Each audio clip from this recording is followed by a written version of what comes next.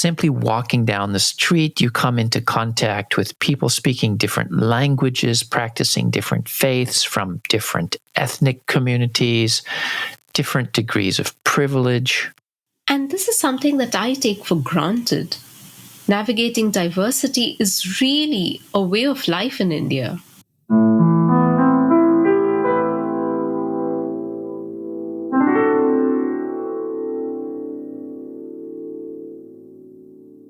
Hello, this is Joseph Scholz, and welcome to the Deep Culture Podcast, where we explore culture and the science of mind.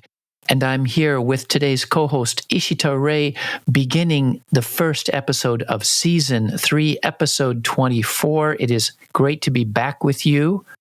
Hi, Joseph. It's really great to be back for Season 3. So, Ishita, the title of today's episode is Are You Weird? And by the standards of today's episode, I am weird, but you, Ishita, are not weird. But we aren't talking about being strange or bizarre. When we say weird, we are using it as an acronym, WEIRD. W, Western, E, educated, I, industrialized, R, rich, and D, democratic. So the so-called weird countries are, for example, the US, Canada, the countries of Western Europe. And so, as a US American, you, Joseph, come from a weird country.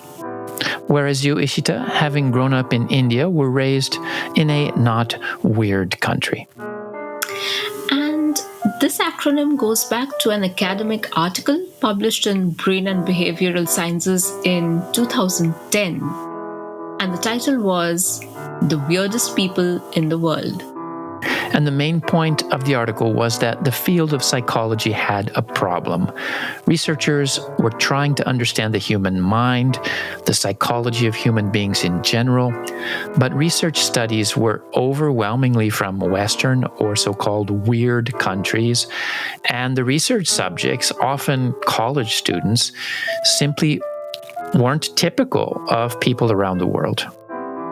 That's right. And we've talked about how our minds are shaped by culture before on this podcast. Things like how we process information, how we experience emotion, our identities. And this article was pointing out this blind spot, reminding us not to assume that what's normal for us is the same for the rest of the world. And in Season 3 of this podcast, that's what we will focus on, our cultural blind spots. And those blind spots often relate to things that we take so for granted that we never notice them. And this is really at the core of being a cultural bridge person, discovering that what is normal for you is not normal for other people. So to get this going, in today's episode, we're going to take a closer look at one of those blind spots, the weird phenomenon, attitudes or ideas that may be taken for granted in Western societies, which may not make so much sense in other cultural communities.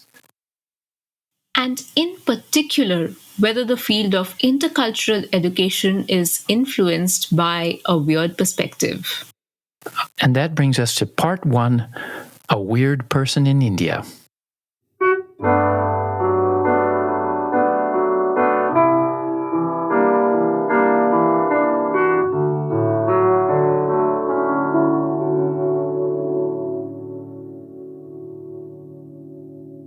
Ishita, I have to start by sending out a big thank you to your father, Uday Ray. I'm sure he'll appreciate that. You met him and my mother in August in India. It was fun to hang out with you there. And my father is a huge fan of this podcast. Well, I am honored. As you know, it was my first time in India. I was in Mumbai as well as in Bengal in eastern India, where you live with your family. I loved it. And your father gave me books, including In a Land Far From Home, A Bengali in Afghanistan by Syed Mujtaba Ali. It's about the travel experiences of a Bengali educator in Afghanistan at the beginning of the 20th century. A book about cultural exploration. Yes.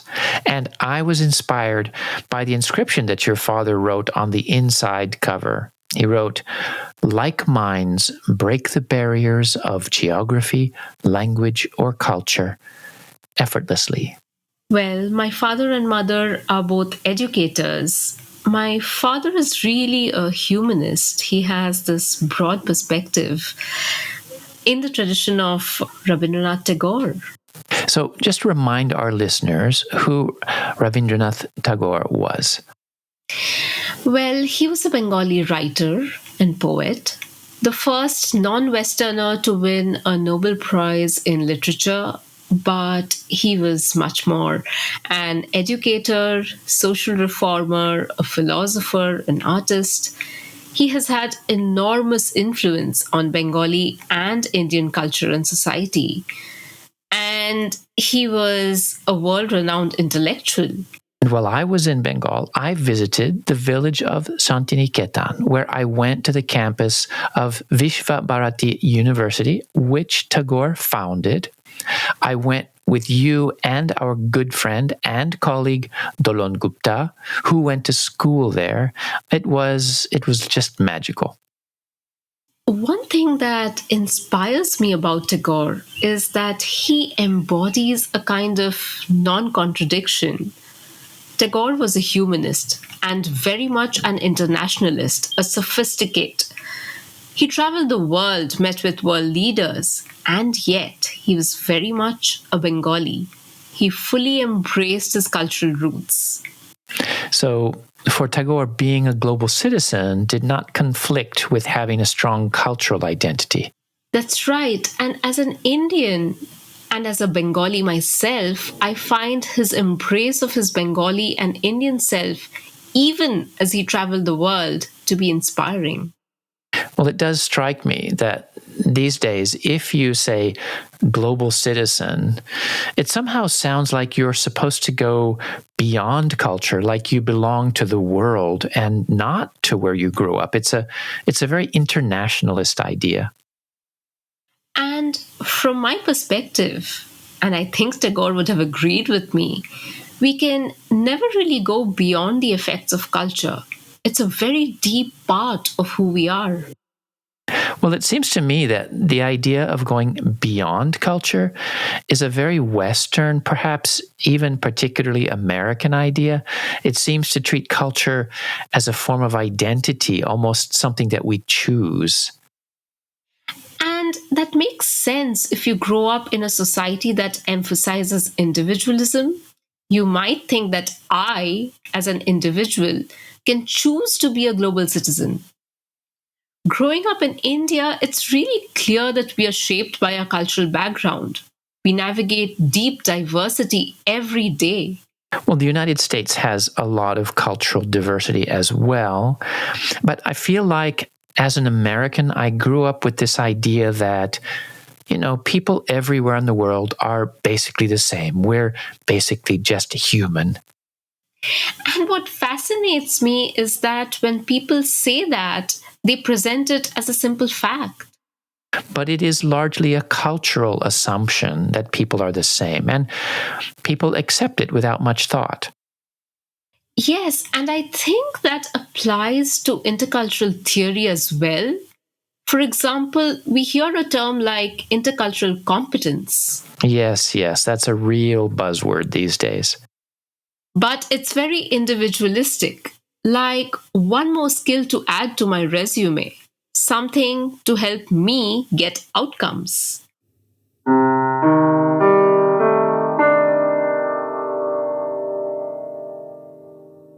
Yes, and this brings up an important point, something that we discussed during my visit to India, because just before coming to India, I spent a week in Switzerland at a conference of intercultural researchers. And I must say, the majority of them were from these so-called weird countries. And so it wouldn't be a surprise to find terms like intercultural competence being used in an individualistic way. Well, one thing is for sure. Intercultural theory is largely generated in a small number of countries, predominantly these so-called Western countries, and the same is true of intercultural communication textbooks.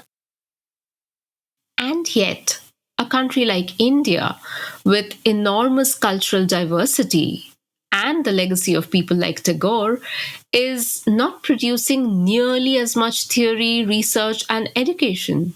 Well, I was really happy to learn more about the intercultural field in India, but that does raise a larger question about whether the field of intercultural education is being dominated by this so-called weird perspective, and if so, what are we missing? And that is something we'd like to focus on during season 3 of this podcast. We're going to be hearing from cultural bridge people working in non-weird contexts. Like you, Ishita, working in India. And we also have a new member of the podcast team, Emre Seven, who is an intercultural educator working in Turkey. And we'll hear from podcast team member Zaina Matar, who was raised in Lebanon. And of course, Yvonne van der Paul is still with us, as well as Daniel Glintz. And we'll try to dig deeper into topics that may sound simple, but aren't. We'll look for our blind spots, and we'll dig deeper into things like culture and emotion, and culture and values. And we'll take a new look at this idea of the global citizen. Is there really such a thing? I am also looking forward to digging deeper into the complexity of culture. We have an episode planned called The Butterfly Effect. And that's all to come in season 3.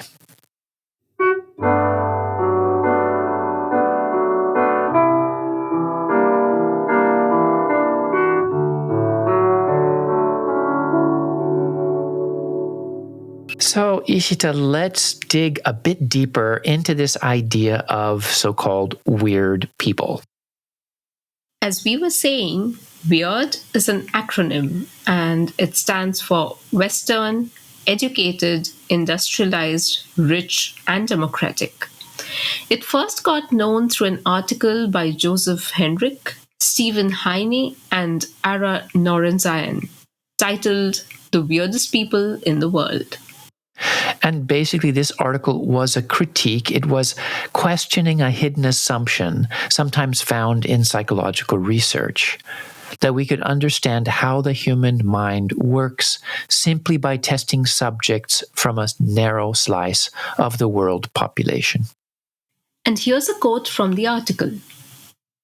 Weird societies, including young children, are among the least representative populations one could find for generalizing about humans. Many of these findings involve domains that are associated with fundamental aspects of psychology, motivation, and behavior. So, as a US American, that makes me a member of one of the least representative populations in the world. Yet, many psychologists, many of them American, had been assuming that we could understand the human mind simply by studying these so-called weird populations. And probably lots of people assume that the human mind works fundamentally the same around the world. Which is not so strange. I mean, the way our mind works is simply normal to us. So, as an American going to India, I might notice that people there eat different foods or behave differently. But how can I tell if people's minds are working differently? Because how people act. Cultural differences in behavior are a lot easier to notice than the workings of one's mind. But before we go too far over here, I think we should point out that we aren't trying to divide the world into weird versus non-weird. We are not saying that people from the same country are all psychologically identical. Mental processes are much, much too complex to make blanket statements like that.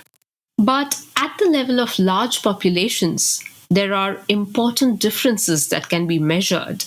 There is an enormous amount of research into mental processes among people living in different societies. People from so-called weird societies are psychologically unusual in a number of ways.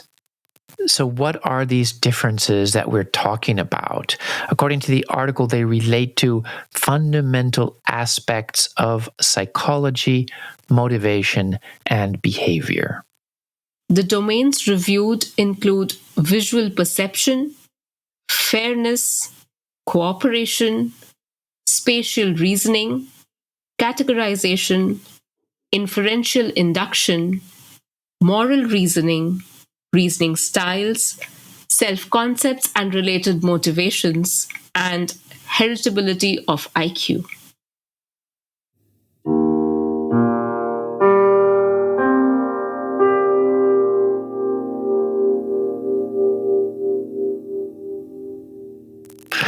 Wow, that is quite a list. Some of these things seem to be related to information processing, like visual perception, while some other things on this list relate to the way we make sense of the world, like inferential induction, in other words, how we come to conclusions, and reasoning styles. And then there are other things which relate to some very personal elements of the self, like moral reasoning, the ways in which we judge right and wrong, and self-concepts. In other words, how we experience identity. Okay, so this is really a wide range of profound differences, and they're easy to lose sight of. It's hard to understand how our mind works, and even harder to know how your mind might work differently than mine. And this was on my mind in India, where I felt like I was getting a tiny sense of just how deep and complex cultural difference can be. Simply walking down the street, you come into contact with people speaking different languages, practicing different faiths from different ethnic communities, different degrees of privilege. And this is something that I take for granted. Navigating diversity is really a way of life in India. Well, I know I loved watching you switch back and forth between languages, between Hindi, Bengali, and English, and sometimes you did it in the same sentence. So as I was experiencing all of this diversity, I found myself wondering, how common is intercultural education in India?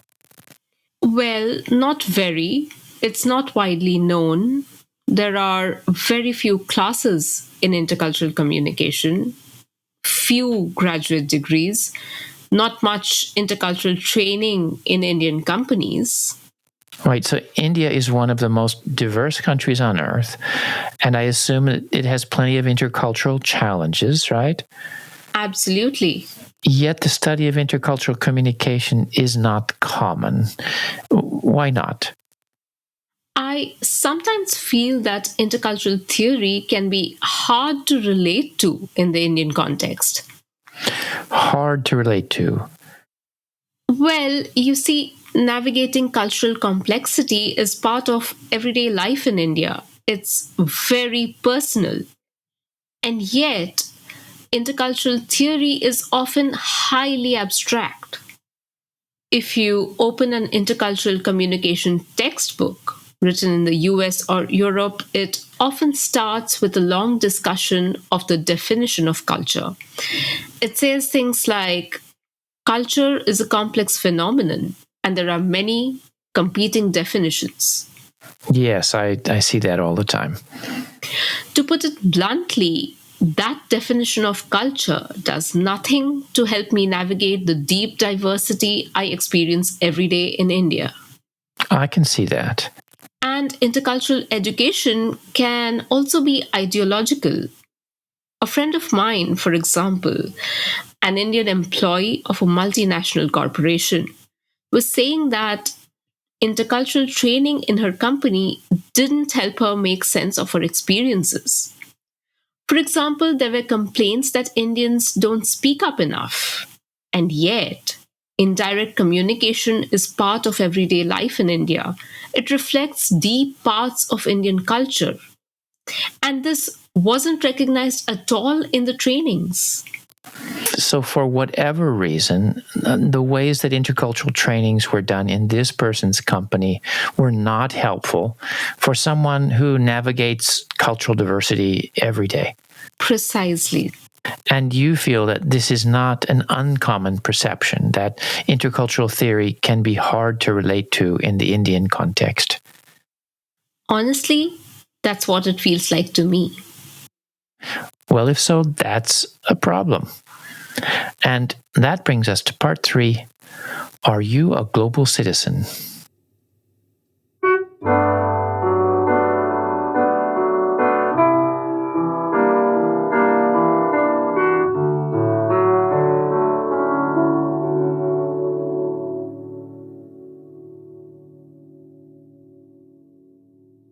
Ishita, you've said that intercultural theory can be hard to relate to the Indian context. So, let's get another perspective from someone working outside of this so-called weird context. Yes, a new member of the podcast team, Emre7. Hello, Joseph. Hello, Ishita. Glad to be with you today. Great to have you here with us, Emre. And you were born and raised in Turkey, and you are working at Sivas Cumhuriyet University. Yes, in the International Relations Office. In a nutshell, I host people from all around the world, and I teach intercultural communication. And I even translated one of your books in Turkish, Joseph. Well, I am incredibly honored. Emre, I understand that you have a very intercultural family. I do indeed. My wife holds passports from 4 countries and speaks 5 languages. So I cook in a very intercultural kitchen. Well, and of course, Turkey is also traditionally considered the meeting place of East and West. Constantinople, now Istanbul, was the capital of the Byzantine and Ottoman empires. It was known for its cultural diversity. And today, Turkey is currently holding the highest number of refugees in the world, according to the UN Refugee Agency. So, Emre, you've been part of the discussion that the podcast team has been having about this so-called weird phenomenon. And I'm wondering about the question that Ishita and I have been discussing in this episode. How well does intercultural theory meet the needs of your context in Turkey? Well, the first thing that comes to my mind is that concepts and definitions often originate in English, and they can be rather obscure or vague in other languages, and Turkish is one of them for sure. The word competence, for example, has more than 15 different translations. That was quite a challenge for me when I was translating your book. It's fascinating for me to hear about Emre's experiences because my context in India is so different, and yet there are parallels. I agree with Emre about not having equivalents for terms like competence. And then, where do we go with those terms and definitions? How do they help my audience navigate real life diversity? But let's get back to the weird question. The Japan Intercultural Institute has been carrying out a research project about the attitudes of intercultural trainers. It's called What's Wrong with Intercultural Theory? Yes, we have a sample of about 100 intercultural specialists. A large majority come from the so-called weird countries, and most of them have more than 10 years experience. So, these are people who might be interested in the theory and research that you found in the conference in Switzerland. Exactly. And in this research, we asked questions about intercultural concepts. For example, as we mentioned, many textbooks start out by spending a lot of time talking about the definition of culture. The odd thing is that those books will often say nobody agrees on the definition. It's too complex. You know what I find funny about that? People use the word culture every day. They understand what it means. But then you take a class in intercultural communication and then you don't understand the word anymore. Well, I feel like US education often emphasizes words and concepts as though if you understand the concept, then you understand the phenomenon. And so textbooks often start with definitions. Related to this, we asked whether specialists were, quote, familiar with theoretical issues and scholarly literature related to the concept of culture. And more than 90% described themselves as knowledgeable about theory and scholarship related to the concept of culture. That's impressive. It is. But there was something quite interesting. 40% also said that the concept of culture was difficult or very difficult for learners to understand.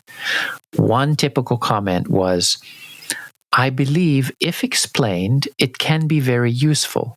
However, many struggle with the concept of culture and how to understand it. I find this to be very interesting. For me, working in the Indian context, to spend a lot of time explaining the concept of culture seems rather abstract. I feel the same way about the Turkish context. When I talk about culture, what I mean by culture seems to be very different from what pops up in my listener's mind. So, is this focus on concepts and abstractions part of the weird perspective? Well, I guess you two will have to tell me.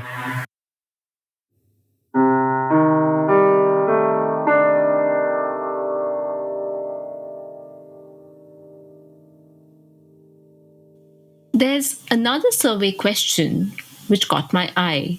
We asked about the idea of being a global citizen. Yes, the item asked whether you agree with this statement. I identify more deeply as a global citizen than with a particular country or cultural community. And I was impressed to see that more than half, 54%, agreed they identify more with being a global citizen than with any cultural community. Well, I think many intercultural specialists kind of take for granted this idea that being a global citizen is a noble goal. But I'm not so sure that this is the case for many people in the world who have a strong sense of cultural identity. And I can say that I'm not a typical or conventional Turk, both by how I look and way of life, or maybe manners. My wife, being a foreigner herself, has been asked by Turkish people many times where I am from, not where she is from. So you're not typically Turkish, and even your wife with 4 passports fits in better. That's true. But especially after my stay in the US, I felt that I have a Turkish soul, which is my reality. And this is who I am. And being a cultural bridge person cannot hinder it. Rather, it helps me meet and know my cultural self. And I think that echoes Tagore as well. Being a bridge person brings us back to our cultural home. So let's get back to this idea of the so-called weird perspective in the world of intercultural education. We've talked about all this stuff, and where does this leave us? Well, some things are just facts. It's simply true that the greatest part of the theory and research in the intercultural field comes from weird countries. And of course, there is nothing wrong with that. It is a product of those societies, and there is no reason to blame or condemn anyone. But if there are blind spots that come from this so-called weird perspective, we should be aware of it. And we do need to take advantage of the diversity of experiences outside this so-called weird world. Well, that gives us lots to explore in season 3. But I think it's about time to wrap up this episode.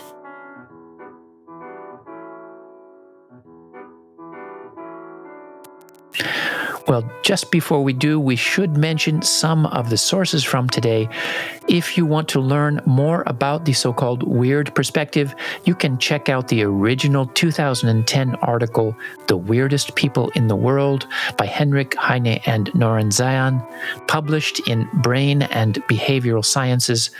Joseph Henrik also has a 2020 book out with the same title, The Weirdest People in the World. And again, the book that Ishita's father, Uday Ray, gave me was Land Far From Home, a Bengali in Afghanistan by Syed Mujtaba Ali. I highly recommend it. The Deep Culture Podcast is sponsored by the Japan Intercultural Institute, an NPO dedicated to intercultural education and research. I'm the director of JII. If you're interested in culture and the mind, check out JII's Brain, Mind, and Culture Masterclass. It is a blended learning course and online community of cultural bridge people. To find out more, just do a web search for the Japan Intercultural Institute, and you can also find more information about the research we mentioned. Just look for JII's Learning Circle, and you'll see what's wrong with intercultural theory. And also, in other Deep Culture Podcast news, Emre has designed a new logo for the podcast. Thanks so much, Emre. It is totally cool. Check that out.